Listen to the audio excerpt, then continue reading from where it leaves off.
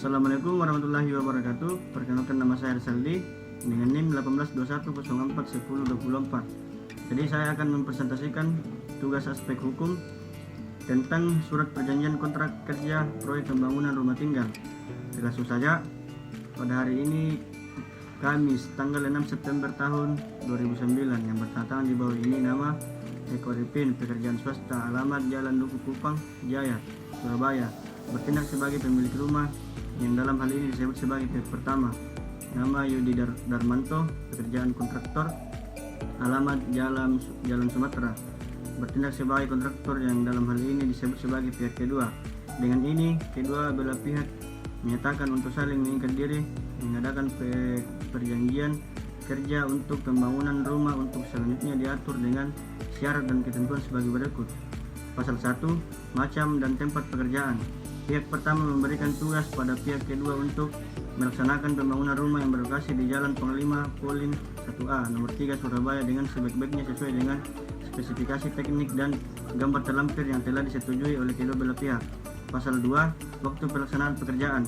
Pekerjaan seperti yang tersebut dalam pasal 1 akan dimulai pada hari Senin 14 September 2009 dan harus diselesaikan dalam waktu maksimal 180 hari kerja. Pasal 3, pelaksanaan pekerjaan. Pihak kedua harus mulai melaksanakan pekerjaan sesuai tanggal yang ditetapkan. Pihak kedua harus bekerja berdasarkan data-data yang lengkap dan tidak diperkenankan memutuskan sendiri perkara-perkara yang ada di luar gambar kerja. Ketiga, pihak pertama harus memberikan detail spesifikasi material bangunan yang dianggap perlu apabila belum tertera di gambar kerja maupun RAB. Pasal 4, biaya pelaksanaan. Biaya pelaksanaan pekerjaan untuk proyek rumah tinggal tersebut adalah sebesar Rp562.500.000 untuk satu unit bangunan. Harga borongan tersebut sudah mencakup bahan material, upah kerja, keuntungan kontraktor, dan tidak termasuk pajak-pajak serta biaya perizinan. Pasal 5, prosedur penagihan dan pembayaran. Prosedur pembayaran pihak pertama pada pihak kedua sesuai dalam pasal 4 akan dilakukan secara bertahap sesuai 6 termin yang disepakati bersama sebagai berikut. Termin 1, dibayarkan sebagai uang muka saat penandatangan kontrak ini, yaitu sebesar 20% dari nilai pelaksanaan. Termin 2, dibayarkan setelah seluruh pekerjaan pondasi selesai dan sudah memulai pekerjaan pasangan dinding, batu bata, dan urugan lantai. Termin 3, dibayarkan setelah pemasangan dinding, batu bata, dan plesteran. Termin 4, dibayarkan setelah pekerjaan atap selesai dan mulai mengerjakan pekerjaan pemasangan plafon.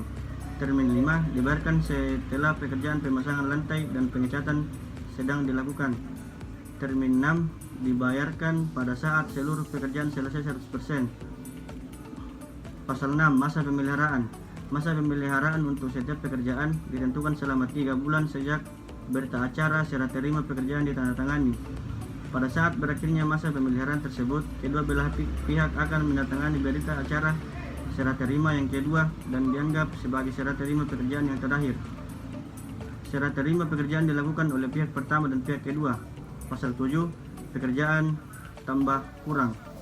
Jika di kemudian hari dalam proses pelaksanaan konstruksi terdapat pekerjaan tambah dan pekerjaan kurang akibat perusakan spesifikasi material bangunan atau gambar kerja, setiap pekerjaan tambah atau kurang harus melalui dan dari pihak pertama. Pasal 8, pengawas lapangan. Sebagai pengawas pekerjaan akan dilakukan langsung oleh pihak pertama atau orang yang ditunjuk dan diberi kuasa oleh pihak kedua dan diberitahukan secara tertulis kepada pihak pertama. Pasal 9, subkontraktor. Keseluruhan pekerjaan merupakan tanggung jawab pihak kedua sepenuhnya. Oleh karena itu tidak diperkenankan memberikan pekerjaan tersebut kepada pihak ketiga atau orang lain di luar surat perjanjian kontrak kerja ini. Pasal 10, force majeure. Yang dimaksud keadaan force majeure adalah berbagai keadaan yang mengganggu kelancaran pelaksanaan proyek seperti bencana alam, kebijaksanaan pemerintah di bidang moneter, peperangan atau huru-hara yang mengakibatkan proyek tidak bisa berkelanjutan. Pasal 11, sanksi-sanksi.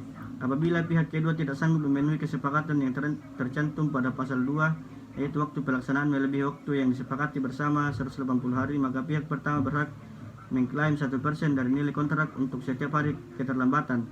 Keterlambatan pelaksanaan proyek dapat ditolerir apabila terjadi force majeure sesuai pasal 10 ayat 1. Pasal 12, kewajiban pihak kedua. Pihak kedua berkewajiban melaksanakan pekerjaan sesuai dengan spesifikasi yang telah tercantum pada gambar kerja dan RAB yang sudah disepakati bersama. Pihak kedua bisa mendatangkan atau menambah tenaga kerja tanpa sepengetahuan pihak pertama jika jadwal pelaksanaan sudah cenderung terlambat dari jadwal yang sudah disepakati bersama. Pasal 13, perselisihan. Jika dalam menjalankan surat perjanjian kontrak kerja ini terdapat perselisihan atau perbedaan pendapat, maka kedua belah pihak akan menempuh jalan musyawarah mufakat. Pasal 14, penutup. Jika terdapat hal penting yang belum diatur dalam surat perjanjian kontrak kerja ini, maka kedua belah pihak secara mufakat akan menetapkan di kemudian hari. Demikian surat perjanjian kontrak kerja ini dibuat dengan rangkap 2, bermaterial dan ditandatangani untuk masing-masing pihak dan merupakan surat perjanjian yang mengikat dan sah di mata hukum. Jadi itulah saja presentasi saya. Assalamualaikum warahmatullahi wabarakatuh.